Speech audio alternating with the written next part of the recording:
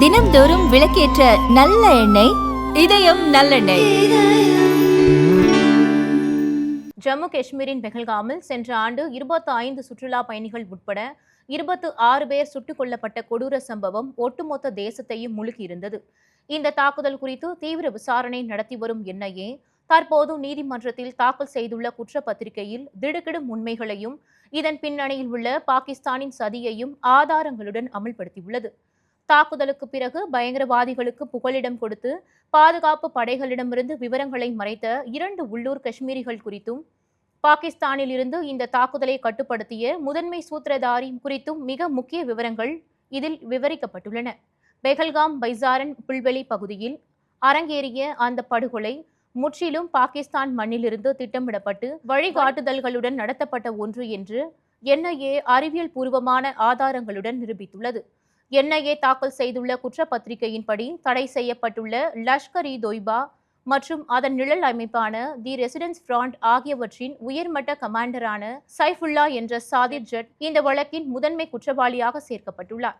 இவர் பாகிஸ்தானின் லாகூர் நகரில் பதுங்கி இருந்து கொண்டு தாக்குதல் நடந்த சமயத்தில் பயங்கரவாதிகளுக்கு துல்லியமான இருப்பிட குறியீடுகளையும் வழிகாட்டுதல்களையும் வாட்ஸ்அப் மற்றும் என்கிரிப்ட் செய்யப்பட்ட செயலிகள் மூலம் உடனுக்குடன் வழங்கியுள்ளார். மேலும் தாக்குதலுக்கு சில நாட்களுக்கு முன்பே காஷ்மீருக்குள் ஊடுருவிய 3 பாகிஸ்தான் பயங்கரவாதிகளுக்கு பெஹல்காம் பகுதியை சேர்ந்த பஷீர் அகமது ஜோதாத் மற்றும் பர்வேஸ் அகமது ஆகிய 2 உள்ளூர் நபர்கள் தங்களது தற்காலிக குடில்களில் அடைக்கலம் கொடுத்துள்ளனர். பயங்கரவாதிகள் தங்களது குடில்களின் ஆயுதங்களுடன் தங்கியிருந்ததையும் அவர்கள் பெஹல்காம் புல்வெளி பகுதிக்குள் நுழைந்து தாக்குதல் நடத்த திட்டமிட்டிருந்ததையும் இந்த இருவரும் நன்கு அறிந்திருந்தனர். தாக்குதல் நடப்பதற்கு முந்தைய நாள் காலை அந்த பகுதியில் பாதுகாப்பு படையினரையும் தங்களது சக குதிரை ஓட்டுநர்களையும் நேரில் பார்த்த போதிலும் பயங்கரவாதிகள் பதுங்கியிருக்கும் விவரத்தையோ அல்லது வரவிருக்கும் ஆபத்தையோ அவர்கள் வேண்டுமென்றே பாதுகாப்பு படைகளிடமிருந்து மறைத்துவிட்டனர். இதன் காரணமாகவே பாதுகாப்பு குறைபாடு ஏற்பட்டு 26 உயிர்கள் பலியாகின.